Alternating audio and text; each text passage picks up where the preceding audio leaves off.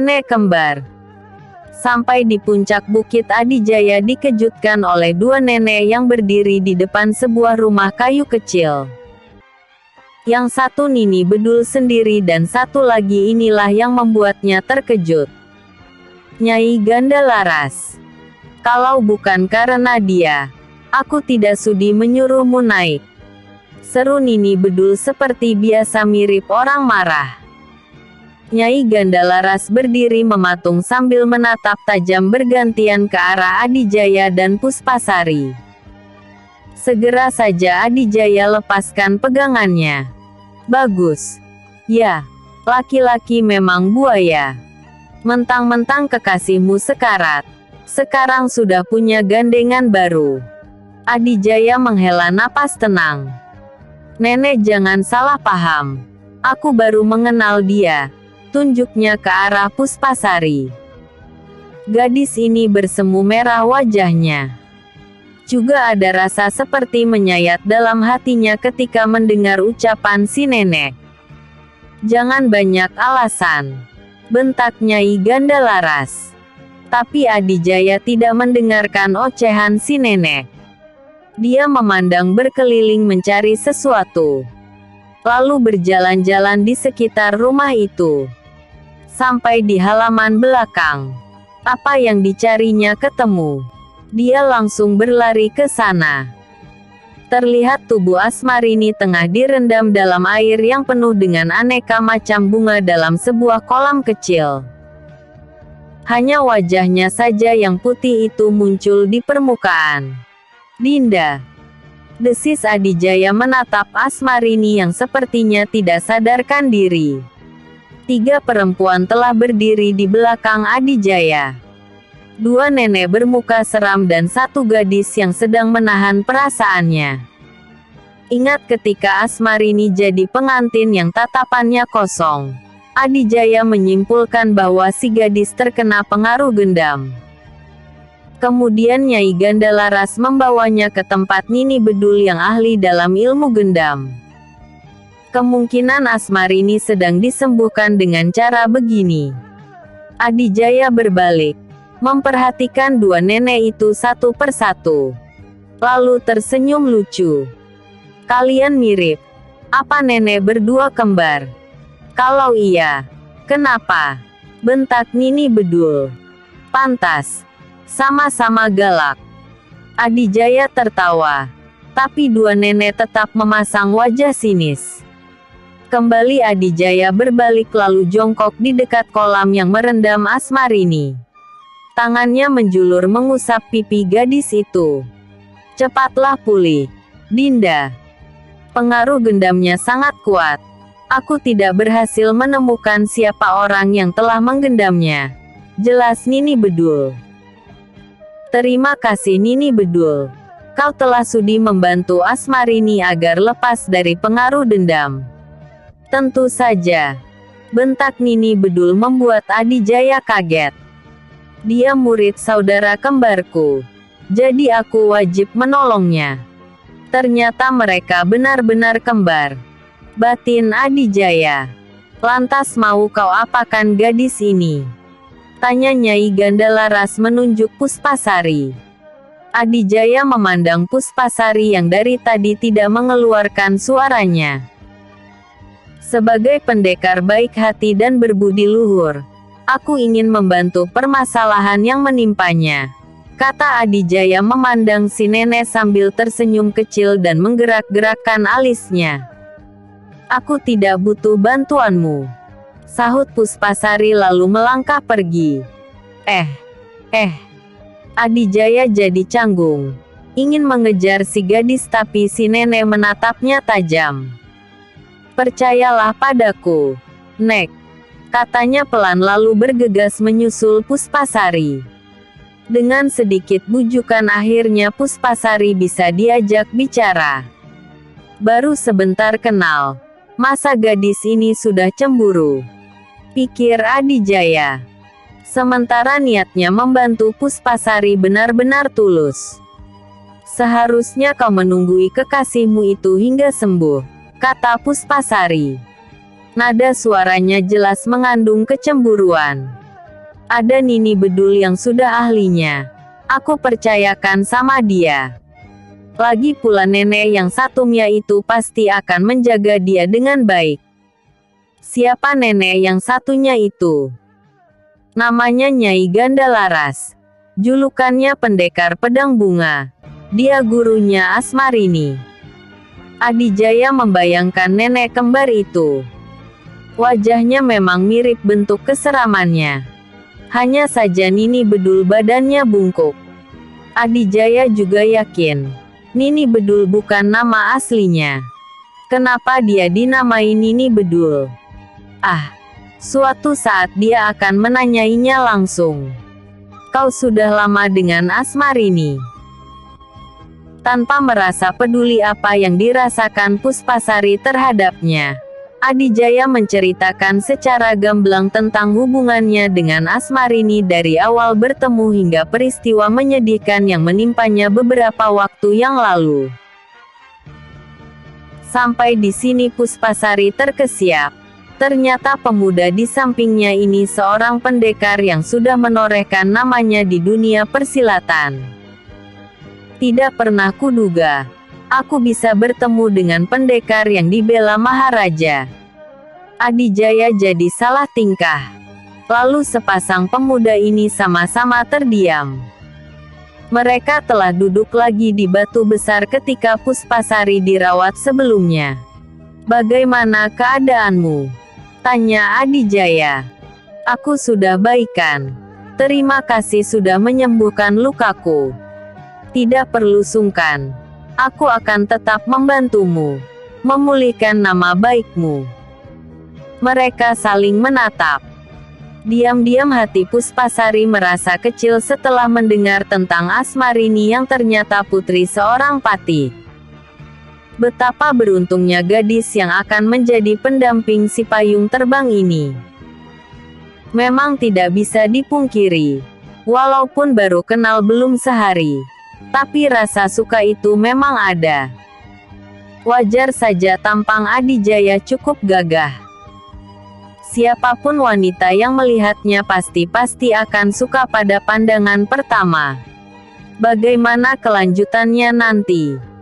Puspasari tak terlalu memikirkan. Yang penting sekarang ini dia bisa bersama pemuda itu. Apalagi Adijaya dengan sukarela membantu urusannya. Kalau tadi dia bersikeras menolak bantuan pemuda itu, maka dia akan rugi. Setidaknya nyawanya akan terlindungi bila berada dekat dengannya. Malam hari yang mencekam.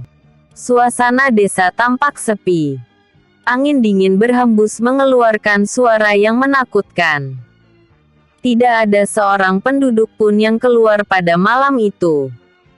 Di desa itu berhembus kabar burung tentang Puspasari yang hendak balas dendam menggunakan ilmu santet dari gurunya Nini Bedul. Berita yang sebenarnya dusta ini mampu membuat warga ketakutan hingga memilih tidak keluar rumah di malam hari.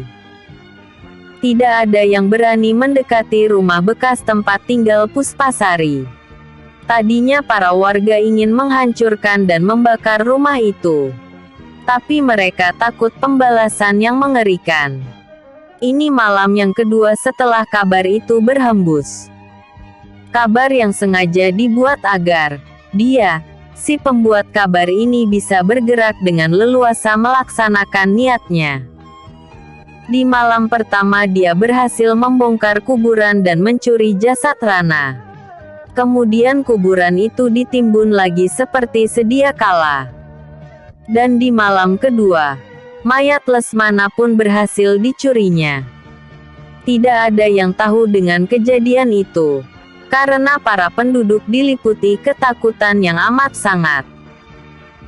Bahkan Ki Dipasara atau Nyi Rengganis yang merupakan seorang pendekar, harus percaya dengan keganasan ilmu teluh Nini Bedul. Kedua mayat itu disembunyikan dalam sebuah kamar.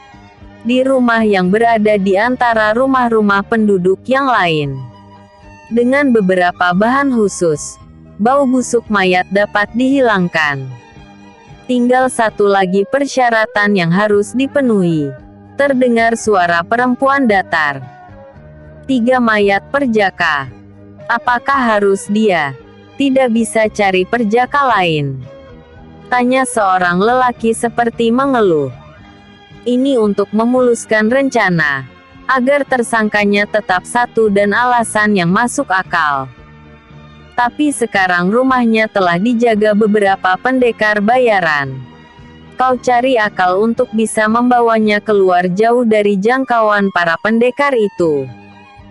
Selanjutnya biar aku yang bertindak.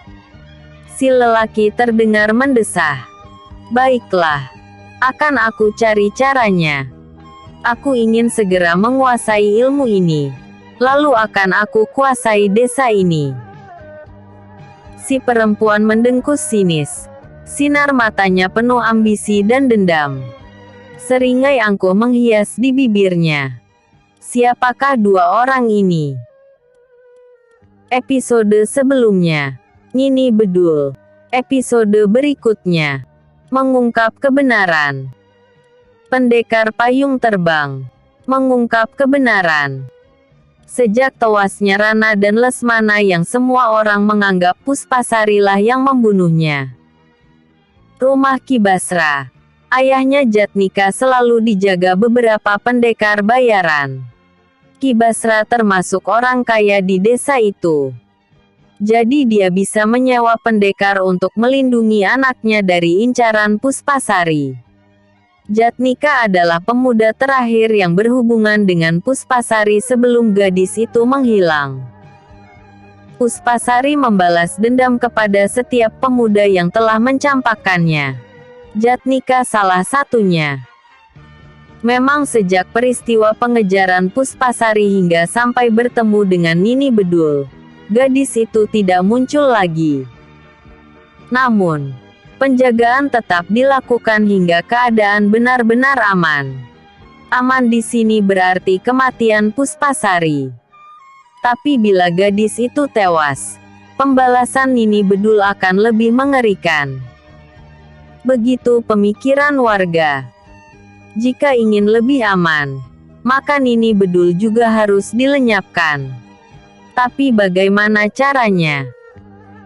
Aku akan mencari seorang pendekar ternama yang sudah tidak diragukan kesaktiannya, kata Ki Basra di suatu pagi sambil minum teh. Dia berniat meminta bantuan pendekar tersebut untuk membasmi Nini Bedul dan muridnya. Berapapun bayaran yang diminta akan dia sanggupi. Juragan pernah mendengar tentang Maharaja yang memecat Patih Wanagiri hanya karena sang Patih menghina seorang pendekar yang ternyata teman Maharaja. Tanya salah satu anak buahnya. Ya, aku tahu. Kenapa? Namanya pendekar payung terbang. Kabarnya dia masih berada di daerah kerajaan ini. Jika juragan berkenan, saya siap mencari dia. Boleh juga. Sudah banyak orang yang membicarakan pendekar muda itu. Aku kira dia mampu menandingi Nini Bedul. Cari dan mintalah bantuannya. Baik juragan. Anak buah Ki Basra pun beranjak pergi. Dia mengajak beberapa temannya untuk menunaikan tugasnya. Setelah kepergian anak buahnya, muncullah Ki Jantaka. Lelaki ini ingin menyampaikan sesuatu kepada Jatnika. Ki Basra langsung mempersilakan masuk menemui Jatnika di kamarnya. Beberapa saat kemudian Ki Jantaka bersama Jatnika keluar bersama. Mau kemana? Tanya Ki Basra. Ada hal yang harus direncanakan bersama Ki Dipasara dan Nyi Rengganis. Apa perlu pengawalan? Saya menjamin keselamatan anakmu. Apalagi di sana ada Ki Dipasara dan Nyi Rengganis. Baik, pergilah. Ki Basra menatap kepergian anaknya bersama Ki Jantaka. Walaupun katanya dijamin keselamatan karena ada 2 pendekar tersohor di desa itu, tetap saja dia khawatir. Rumah Ki Dipasara agak jauh dari rumah Ki Basra. Tapi Jatnika dan Ki Jantaka berjalan kaki menuju ke sana. Ki Jantaka bilang mereka akan merencanakan penyergapan Puspasari. Ketika melewati sebuah jalan yang agak sepi, tiba-tiba mereka dihadang sesosok wanita cantik tapi terlihat bengis. Jatnika sepertinya lupa-lupa ingat akan wanita ini. Yang mengejutkan, dia membawa pedang pendek, pedang ular hitam. "Mau apa kau?" Pucat wajah Jatnika melihat wanita itu menyeringai sinis. Sementara Ki Jantaka langsung ambil langkah 1000 tanpa mempedulikan pemuda itu. Selagi bingung harus berbuat apa, tiba-tiba tubuhnya menjadi kaku. Wanita itu telah menotok jalan darahnya. Lalu dia merasa ada orang yang memanggul dirinya, tapi tak bisa melihat sosoknya. Kemudian wanita berjalan di depan diikuti orang yang memanggulnya. Jatnika dibawa ke suatu tempat yang sepi. Di tengah hutan dia diikat pada sebuah pohon. Sampai saat itu karena tubuhnya kaku, dia belum bisa melihat orang yang memanggulnya. Namun, bisa dipastikan orang itu laki-laki. Terdengar suara kaki berlari menjauh. Si pemanggul sudah pergi.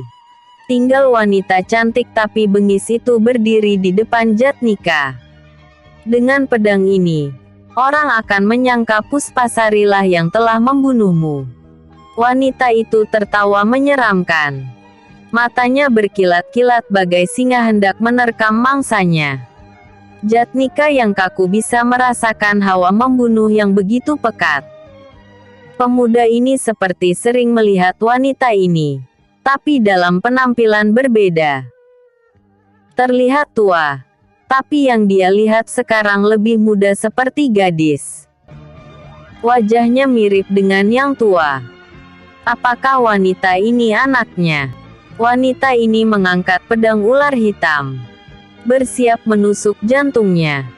"Selamat datang korban terakhir," ucapnya. Namun, sebelum ujung pedang itu berhasil menusuk, satu angin kuat menghempas tubuh wanita ini. Wus! Karena tidak menyangka akan ada serangan mendadak, wanita ini terpental 3 tombak ke belakang. Lalu seperti datang dari langit satu sosok melayang turun, mendarat membelakangi Jatnika.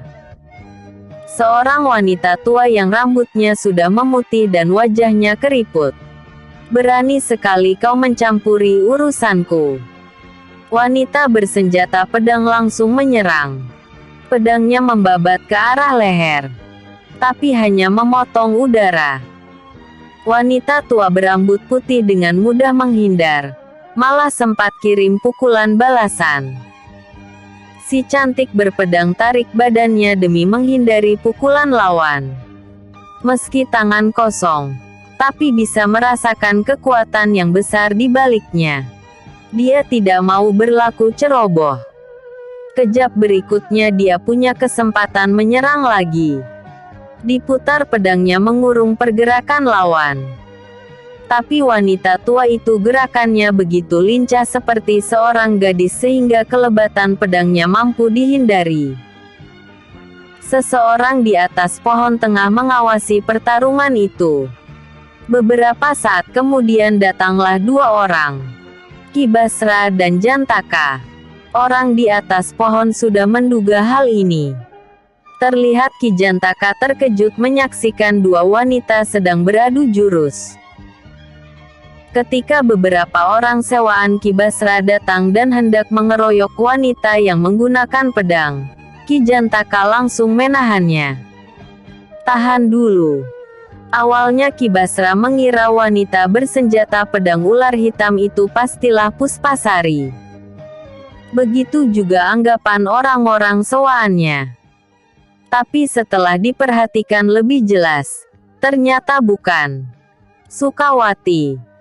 seru seseorang yang baru datang menyebut nama wanita yang memegang pedang ular hitam. Ternyata Nyi Rengganis bersama Ki Dipasara. Semua orang heran kenapa Sukawati menggunakan pedang ular hitam melawan wanita tua berambut putih itu. Lebih heran lagi penampilan Sukawati yang lebih muda dari usia sebenarnya. Sementara Jatnika sudah dilepaskan oleh ayahnya. Dengan bantuan Ki Dipasara, totokannya dilepaskan. Luput dari perhatian karena terfokus pada pertarungan Sukawati. Diam-diam Ki Jantaka mengambil langkah 1000. Tapi orang di atas pohon segera berkelebat menangkapnya. "Jangan lari, kau!" Lalu semua orang berpaling ke arah sumber suara. Seorang pemuda tengah memegang tangan Ki Jantaka dililitkan ke belakang punggung, sehingga lelaki ini tak bisa bergerak. Nyi Rengganis pernah melihat pemuda ini yang pertama menemukan anaknya tewas. "Adijaya, ada apa ini sebenarnya?" tanya Ki Dipasara kebingungan. Begitu juga dengan yang lainnya. "Sebaiknya bantu wanita berambut putih itu. Jangan sampai Sukawati kabur," suruh Adijaya. Tanpa basa-basi lagi segera Nyi Rengganis, Ki Dipasara dan beberapa pendekar sewaan Ki Basra bergerak mengurung pertarungan antara wanita berambut putih dengan Sukawati yang memegang pedang ular hitam. Melihat hal itu, Sukawati jadi tampak ketakutan. Jelas dia tidak akan mampu melawan seandainya mereka menyerang bersama. Sementara dia sendiri sudah mulai terdesak menghadapi wanita berambut putih ini. Senjata pedang ular hitamnya tak mampu membantunya, walaupun lawan menggunakan tangan kosong. Selain itu, ilmu yang sedang diperdalamnya belum sempurna. Bagaimana cerita sebenarnya? Episode sebelumnya, Nenek Kembar. Episode berikutnya, Ilmu Perawan Abadi. Ilmu Perawan Abadi. Sebelumnya, Adijaya dan Puspasari sedang merencanakan cara menemukan siapa yang telah memfitnah gadis itu. Mereka berada di dalam rumah Puspasari yang sudah ditinggalkan itu. Secara sembunyi-sembunyi mereka memasuki rumah itu. "Pertama, kau ingat-ingat siapa yang telah mencuri pedangmu," kata Adijaya. Puspasari rapatkan bibir. Keningnya mengkerut dan matanya menyipit. Sepertinya dia berusaha keras mengingat-ingat sesuatu. "Pedang ular hitam hilang sebelum aku meninggalkan rumah ini. Sepertinya pencuri mengambilnya ketika aku masih tertidur. Karena begitu bangun aku langsung sadar senjataku telah hilang. Lalu aku meninggalkan rumah untuk mencari keberadaan pedangku. Hingga berhari-hari lamanya aku tak pernah kembali lagi ke sini. Sampai sekarang baru kembali." Lalu keadaan sunyi karena keduanya diam. Mereka tidak menyalakan penerangan untuk menghindari kecurigaan warga. Hanya dengan menggeser atap sedikit, sinar bulan separuh memasuki ruangan itu. "Pencuri itu sengaja tidak membunuhmu karena sudah punya niat memfitnahmu," ujar Adijaya pelan. Karena suasana malam yang sunyi dan sepi, suara tarikan napas pun terdengar jelas. "Karena aku tidak tahu siapa pencuri pedangku. Jadi mulai dari mana kita menyelidik?" tanya Puspasari. "Dari 2 pembunuhan itu aku menyaksikan Ki Jantaka menjadi orang pertama menyaksikan korban dibawa oleh pelaku. Terus dia meyakinkan orang bahwa pembunuhnya adalah kau dengan bukti luka tusukan pedang ular hitam. Dan ketika kau ditolong Nini Bedul, dia langsung menghembuskan kabar bahwa kau adalah muridnya. Jelas tujuannya meruntuhkan nama baikmu." Diam-diam Puspasari terus memperhatikan sosok Adijaya yang terlihat seperti bayangan hitam karena kurangnya cahaya. Baginya tetap terlihat gagah melihat lekuk tubuh pemuda itu. "Kau mencurigai Ki Jantaka?" "Hanya perasaanku saja. Tapi aku yakin dia pasti ada hubungannya. Aku tahu rumahnya. Kita mulai dari 2 tempat. 2 tempat. Puspasari tidak mengerti. Begini. Aku akan mengawasi rumah Ki Jantaka dan kau mengawasi rumah Jatnika. Jatnika. Si gadis terperanjat. Apa hubungannya? Kabar yang beredar di desa ini. Kau membalas dendam kepada semua laki-laki yang pernah menyakitimu. Dan yang tersisa tinggal Jatnika. Maksudmu dia akan menjadi incaran si pembunuh berikutnya. Biar semua orang percaya akulah pelakunya. Bayangan Adijaya mengangguk. Si gadis juga tidak menyadari kalau Adijaya selalu memperhatikannya. Menikmati lekuk tubuh jangkung yang tampak seperti siluet. Tapi kau harus merubah penampilan. Besoknya mereka memulai aksinya. Siang hari Puspasari mengawasi rumah Jatnika yang ternyata banyak dijaga pendekar bayaran. Gadis ini memperhatikan di atas pohon tinggi yang keberadaannya tidak disadari dan sulit dilihat orang. Dengan alat-alat yang dibeli Adijaya, si gadis menyamar jadi wanita tua berambut putih. Seharian mengawasi rumah bekas kekasihnya itu belum melihat sesuatu yang mencurigakan. Begitu juga Adijaya yang mengawasi rumah Ki Jantaka. Dia hanya melihat seorang wanita muda. Itu juga sekilas. Ditunggu-tunggu ternyata wanita yang mungkin anaknya Ki Jantaka itu tidak pernah keluar. Ki Jantaka sendiri keluar hanya memeriksa kebun yang berada di belakang rumahnya. Entah disengaja atau tidak kebetulan bertemu dengan warga lain yang lewat. Hati-hati. Aku mendapat kabar Nini Bedul akan mengirimkan teluhnya ke desa ini. Harap jangan keluar malam hari. Begitu kata Ki Jantaka memberitahu. Maka tersebarlah berita ini ke seluruh desa. Sehingga pada malam harinya suasana tampak mencekam. Adijaya memutuskan mengajak Puspasari mengawasi rumah Ki Jantaka bersama. Lagi pula jika banyak pendekar bayaran di rumah Jatnika maka si pembunuh akan sukar menerobos masuk. Maka malam harinya mereka berdua mengawasi rumah Ki Jantaka. Mereka menyaksikan Ki Jantaka keluar malam-malam menuju pekuburan lalu kembali sambil menggendong mayat. Di malam kedua juga Ki Jantaka melakukan hal yang sama. Lalu dengan telinganya yang tajam Adijaya berhasil mendengarkan percakapan di dalam rumah itu. Besoknya lagi, mereka masih tetap mengawasi rumah Ki Jantaka. Mereka melihat laki-laki setengah baya itu keluar menuju rumah Ki Basra. Dari rumah orang terkaya di desa itu, Ki Jantaka keluar bersama Jatnika. Semua itu tak lepas dari pengawasan sepasang pemuda ini, yang mengikuti dengan cara melompat dari atap ke pohon atau sebaliknya. Selanjutnya Adijaya dan Puspasari melihat Jatnika dan Ki Jantaka dihadang wanita muda. Jatnika ditotok, sedangkan Ki Jantaka lari tapi balik lagi langsung memanggul tubuh anak Ki Basra. Lalu dibawa ke suatu tempat. Pada saat mengikuti mereka inilah yang sangat berkesan buat Puspasari. Bagaimana tidak? Adijaya menggunakan payung terbang melayang sambil membawa serta Puspasari dengan cara dipeluk erat mengikuti Ki Jantaka dan wanita muda itu.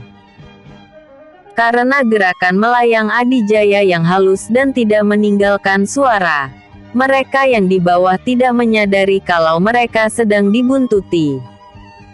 Sementara Puspasari tak melewatkan momen berkesan ini. Dia memeluk erat Adijaya. Kapan lagi ada kesempatan seperti ini? Lanjut cerita. Ketika wanita muda yang ternyata bernama Sukawati itu hendak menusukkan pedang ular hitam ke dada Jatnika, Adijaya terbang merendah. Lalu Puspasari yang masih dalam penyamaran melompat turun sambil mengirim pukulan jarak jauh.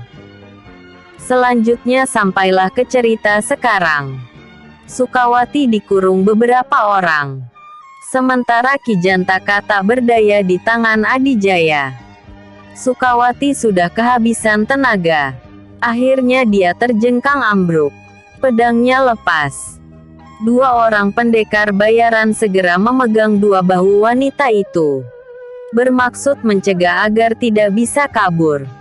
Ki Jantaka diseret ke sana, dilempar hingga jatuh di depan Sukawati.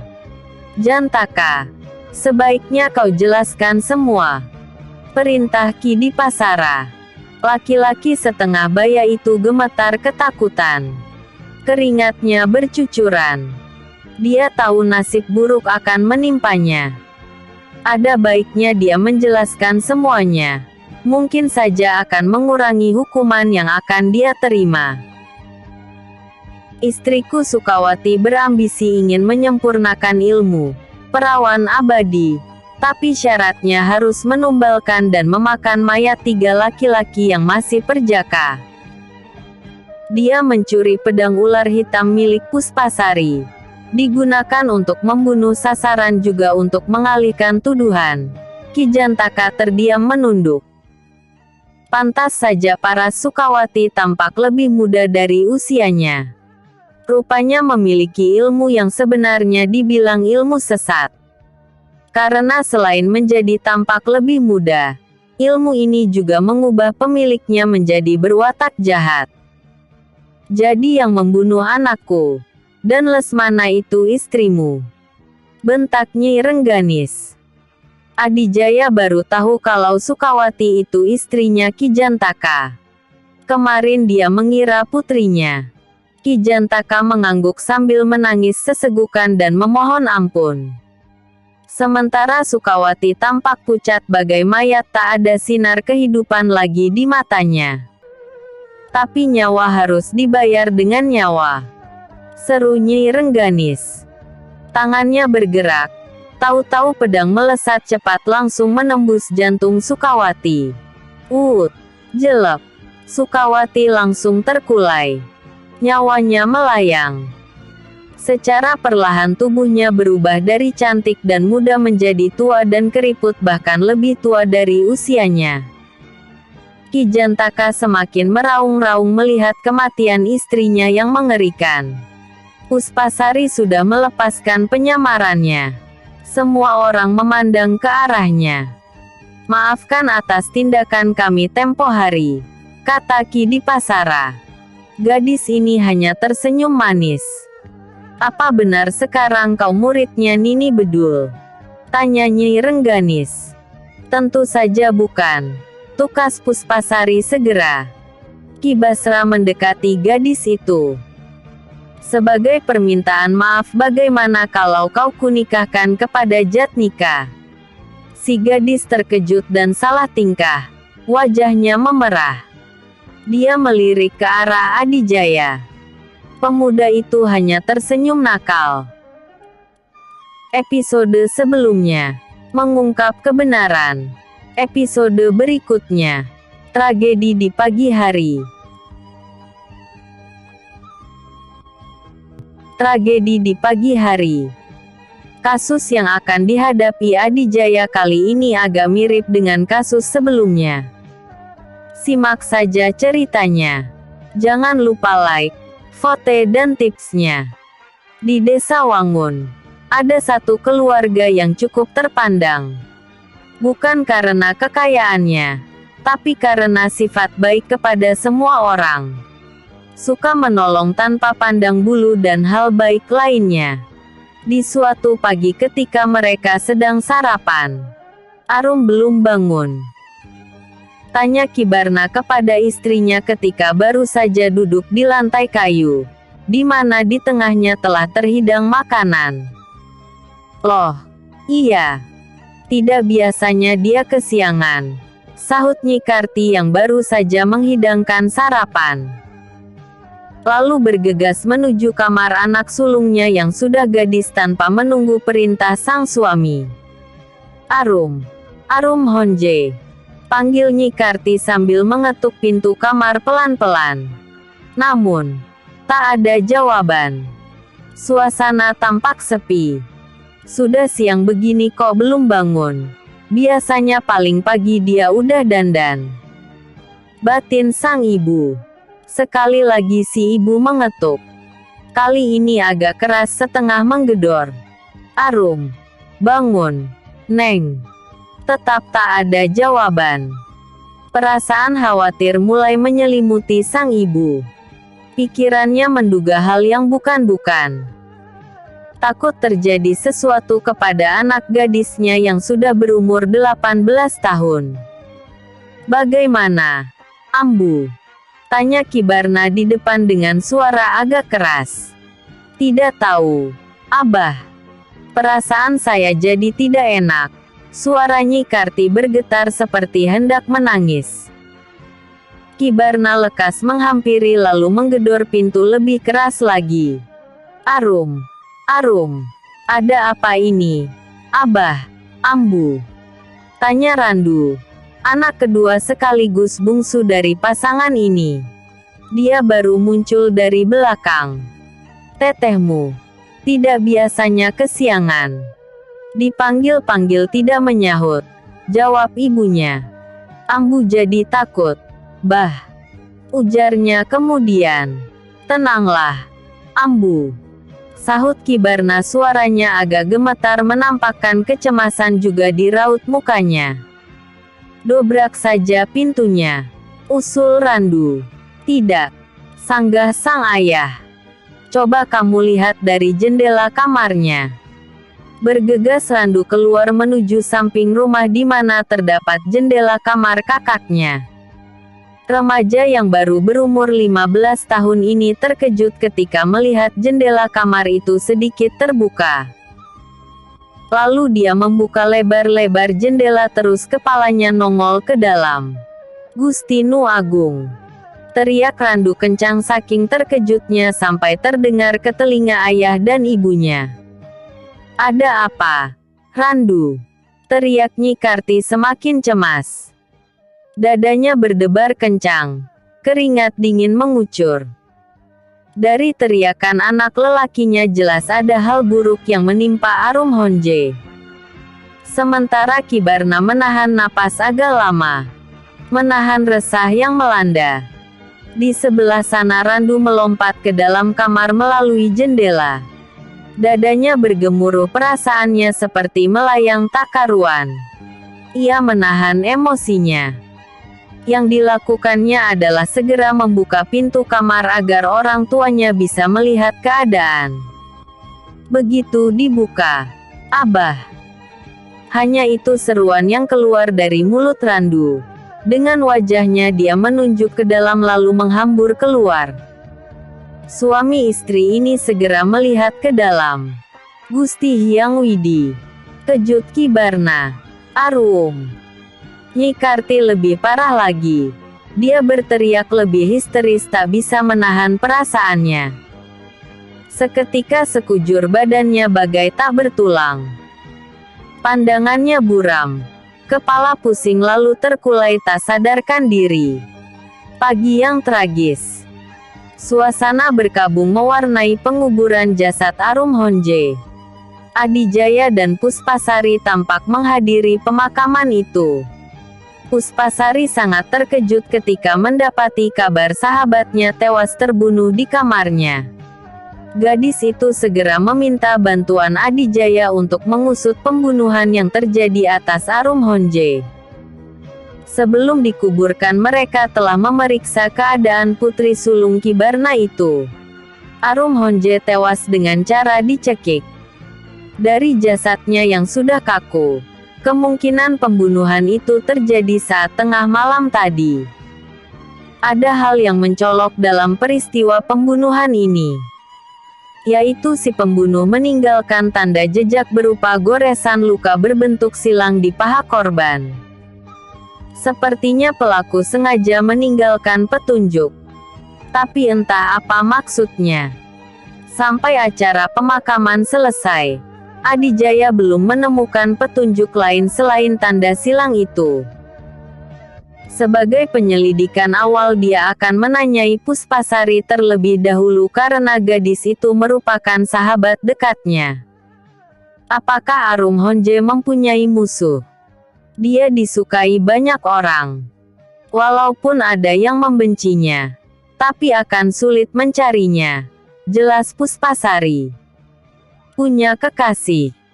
Dia calon istri Raden Sujiwa, putra seorang menteri dari Manukrawa. Tidak ada alasan calon suaminya yang membunuh. Dari petunjuk yang sengaja ditinggalkan, jelas maksud pembunuhan ini adalah balas dendam. Tapi dendam apa? Kalau soal harta kekayaan, tidak mungkin. Keluarga Kibarna tidak memiliki harta yang berlimpah. Misalnya, adiknya Randu ingin menguasai harta warisan sendiri. Itu tidak mungkin. Tegas Puspasari. Sepertinya masalah cinta, ujar Adijaya. Coba kau ingat-ingat, barangkali sebelum Raden Sujiwa, mungkin ada lelaki lain yang pernah jadi kekasihnya. Atau ada wanita mencintai Raden Sujiwa. Dia tidak ingin ada wanita lain yang memilikinya. Puspasari menopang dagunya. Pikirannya berputar-putar memanggil ingatannya. Aku tidak tahu tentang Raden Sujiwa. Tapi aku tahu Arum Honje pernah memiliki kekasih sebelum dilamar Raden Sujiwa. Menduga-duga boleh saja, tapi harus disertai bukti kuat yang mengarah kepada si tersangka. Untuk sementara ini belum ada bukti tersebut. Jadi Adijaya belum bisa menebak siapa si pembunuh Arum Honje. Masih perlu mengumpulkan petunjuk dan bukti lebih banyak lagi. Sekadar keterangan cerita sebelumnya. Puspasari akhirnya menerima lamaran Jatnika. Walaupun dalam hatinya ada Adijaya, tapi dia tidak mungkin memiliki pendekar muda itu. Pemuda itu sedang menunggu kesembuhan Asmarini. Namun, Puspasari meminta agar tidak segera melangsungkan pernikahan. Alasannya dia ingin menenangkan diri beberapa waktu. Keluarga Jatnika memaklumi hal itu, mengingat si gadis sudah didera fitnah keji oleh Ki Jantaka. Karena sudah tidak ada yang dibahas lagi, Adijaya pamit untuk pergi ke puncak Bukit Bedul. Tapi dia meyakinkan akan terus mengusut pembunuhan Arum Honje. Sebenarnya Puspasari masih ingin berlama-lama dengan pemuda itu, mumpung belum nikah. Karena alasan sebenarnya menunda pernikahan adalah masih ingin lebih lama dekat dengan Adijaya. Namun, apa daya, sepertinya si pemuda ingin menengok kekasihnya. Sampai di puncak bukit, Adijaya langsung ke tempat di mana Asmarini direndam dalam kolam air bunga.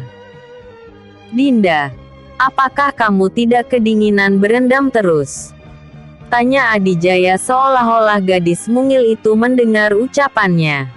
Adijaya membelai wajah si gadis yang tampak pucat. Asmarini masih belum sadarkan diri. Mengobati orang kena gendam tidak sama dengan menyembuhkan orang keracunan. Karena yang terkena adalah pikiran dan jiwanya, bukan badan jasmaninya. Kalau saja kamu cuma kena racun, aku sanggup menyembuhkan. Terdengar suara orang berdeham. Nyai Gandalaras sudah berdiri di belakang Adijaya. Nenek, apakah masih lama? Kenapa? Kau ingin segera mengawininya? Adijaya tersenyum malu sambil garuk-garuk kepala yang tidak gatal. Kau tanya saja kepada saudara kembarku, suruh si nenek. Adijaya mengeluarkan sesuatu dari balik pinggangnya. Sebuah kitab yang selalu dibawanya. Ini adalah kitab ajian tapak wangi. Aku ingin Asmarini mempelajarinya nanti setelah dia sembuh. Adijaya memberikan kitab itu kepada Nyai Gandalaras. Si nenek menerimanya lalu melihat-lihat isinya. Baiklah, aku akan menyimpannya. Terima kasih. Kau memang anak baik. Episode sebelumnya, Ilmu Perawan Abadi. Episode berikutnya, Korban kedua. Korban kedua. Di sebuah pasar desa, seorang gadis cantik berkulit sawo matang menjadi pusat perhatian orang-orang lewat karena pesonanya yang anggun dambaan setiap lelaki. Gadis bernama Rara Intan ini sedang menunggu seseorang di samping gapura pintu masuk ke pasar. Beberapa orang menyapa basa-basi sebelum berlalu. Ada yang sendiri, ada yang sepasang, ada juga yang banyakan. Rara Intan sengaja pergi ke pasar karena sudah janjian dengan seorang lelaki yang kini mengisi hatinya. Hatinya begitu berbunga-bunga karena akhirnya bisa mendapatkan laki-laki yang selama ini diidam-idamkannya. Impiannya dipersunting seorang pejabat muda kini sudah di depan mata. Banyak orang yang berpendapat mereka cocok. Yang satu pejabat muda gagah tampan dan yang satunya gadis kembang desa yang cantik dan anggun. Tengah asyik menunggu sang kekasih, ada seorang bocah kumal sepertinya gelandangan menghampiri. Rara sedikit tersurut seolah tak mau kena sentuh anak ini. "Teteh, ada orang menunggu di sana," kata si bocah sambil menunjuk ke jalan kecil. Teteh disuruh ke sana. Si bocah dekil pergi lagi. Rara Intan masih terpaku. Anak itu sungguh-sungguh atau cuma main-main? Tapi penasaran juga. Apa mungkin calon suaminya yang menunggu di sana? Lalu melangkahlah kakinya menuju ke sana. Sampai di dekat jalan kecil itu. Sebelum masuk Rara mengintip dulu. Tidak ada orang. Tampak lengang. Keadaan sekitar juga sudah sepi. Yang ramai hanya di dalam pasar. Sangat kebetulan juga di jalan itu tak ada yang lewat. Masih penasaran akhirnya gadis ini masuk ke jalan kecil itu. Sampai sejauh 5 tombak. Tak sempat tahu apa yang terjadi. Dia hanya merasa tiba-tiba badannya seperti tersengat lalu pandangannya gelap. Setelah itu dia tak sadarkan diri. Di depan gapura, seorang lelaki gagah berpakaian mewah yang baru datang tampak celingak-celinguk mencari seseorang. Dia tidak tahu orang yang dicarinya masuk jalan kecil dan entah apa nasib yang akan dialami. Rara Intan membuka kedua matanya. Tubuhnya terasa lemas seolah berat untuk bergerak. Setelah menyesuaikan dengan keadaan, barulah dia sadar. Dia berada di sebuah ruangan seperti kamar tidur tapi tak ada jendela satupun di setiap sisinya kecuali sebuah pintu di depannya. Ternyata Rara Intan dalam posisi menyandar ke dinding. Dia ingat, tadi masuk ke jalan kecil di dekat gapura lalu tiba-tiba tubuhnya seperti ada yang menyengat. Dan sekarang tahu-tahu sudah ada di sini. Tempat apa ini? Siapa yang membawanya? Beberapa pertanyaan muncul di otaknya. Perasaannya juga mendadak tidak enak. Dia takut sesuatu hal buruk akan menimpanya.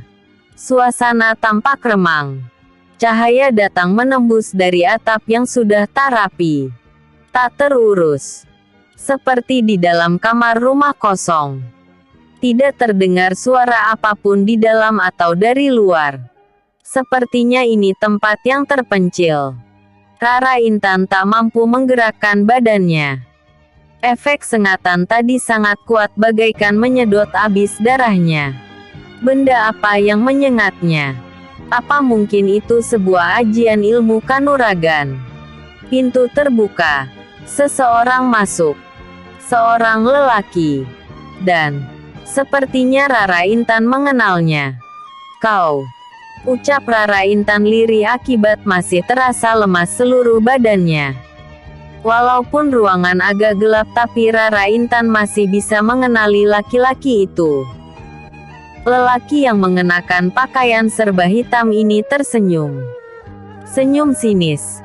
Bahkan sorot matanya bengis memunculkan kesan sadis. Rara Intan menjadi tegang melihatnya. Lelaki ini tampak berbeda dari sebelumnya yang dia kenal. Bagai orang asing. Kenapa kau lakukan ini? Senyum lelaki ini berubah jadi tawa yang menyeramkan. Bagai raksasa yang hendak menelan mangsanya. Aku belum bisa melupakan, ujar lelaki itu. Suaranya besar. Melupakan sakit hati ini. Jadi mau apa kau? Jangan macam-macam kau. Calon suamiku seorang pejabat. Kau bisa dipenggal. Si lelaki tertawa seram lagi. Aku tidak takut. Aku hanya ingin membalas sakit hatiku. Tatapan lelaki ini seperti macan kelaparan. Napasnya memburu. Rahangnya mengeras. Dia ingin menumpahkan segala dendam kesumatnya selama ini. Betapa bencinya dia terhadap Rara Intan. Dan betapa sakit hatinya bila mengingat perlakuan gadis itu terhadapnya dulu. Jangan gila. Ingin rasanya Rara Intan teriak tapi tubuhnya yang bagai lumpuh tak mendukungnya. Suaranya malah jadi serak. Panik, takut, gelisah bercampur dalam dirinya yang tidak berdaya. Dadanya gemetar hebat. Matanya tak mampu menatap wajah lelaki yang menyorotkan sinar dendam. Ingin menangis kencang, tapi badannya benar-benar seperti lumpuh. Saatnya kamu merasakan pembalasanku. Rara Intan pasrah tak bisa melawan tenaga yang begitu kuat sampai akhirnya dia tak merasakan apa-apa lagi. Sebuah kereta kuda berhenti di depan gapura rumah yang cukup besar. Di samping dalam gapura itu ada tempat penjagaan. Seseorang turun dari kereta, lalu menurunkan sebuah peti kayu dan meletakkannya di depan gapura. Seperti dikejar-kejar, orang ini buru-buru naik kembali ke kereta dan segera menggebrak kudanya. Seorang penjaga yang melihatnya dari tadi serta-merta keluar seperti hendak mengejar tapi terhenti begitu melihat peti menghalangi jalan. Ada apa? Seorang penjaga yang lain keluar langsung bertanya. Ada orang menaruh peti. Penjaga pertama menunjuk ke arah peti. Apa isinya? Tidak tahu. Kita periksa aja. Ayo. Kedua orang ini segera mencoba membuka peti yang memang besar seperti peti mati. Ternyata tak sulit karena tak dikunci. Tapi apa yang dilihat kemudian setelah peti terbuka? Bola mata mereka terbelalak hampir meloncat dari tempatnya. Salah satu dari mereka segera berlari sambil teriak-teriak memanggil majikannya. Membuat seisi rumah itu menjadi geger. Apalagi setelah melihat isi peti yang dikirim orang misterius itu. Puspasari tergesa-gesa menaiki puncak Bukit Bedul. Dia ingin segera ketemu Adijaya untuk memberitahukan tentang berita pembunuhan yang menimpa Rara Intan. Sampai di sana dua nenek bermuka seram menyambutnya.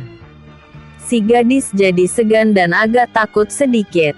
Dia melihat Adijaya sedang duduk di bangku kecil di depan rumah. Adijaya, calon istri keduamu datang. Seru Nini Bedul sambil cekikikan. Walaupun bercanda tapi tetap saja suaranya terdengar menyeramkan. Sedangkan Nyai Gandalaras hanya menatap tajam. Puspasari tak berani menatapnya, dia melirik Adijaya seolah meminta pertolongan agar segera mendekatinya. Pemuda yang penampilannya semakin gagah ini pun segera menghampiri Puspasari. Ada apa? Ada pembunuhan lagi. Petunjuknya sama seperti pembunuhan Arum Honje. Kemudian Adijaya membawa gadis itu ke tempat yang lebih nyaman. Mereka duduk di sebuah batu besar yang terdapat di sekitar halaman rumah itu. Sementara dua nenek bermuka seram itu sudah tidak kelihatan lagi. Siapa korbannya? Tanya Adijaya kemudian. Namanya Rara Intan. Putri ketiga Juragan Gumara, orang terkaya di desa Jatiwaringin. mayat Rara Intan ditemukan di dalam sebuah peti yang dikirim oleh seseorang yang misterius. Episode sebelumnya, tragedi di pagi hari. Episode berikutnya, memburu keterangan.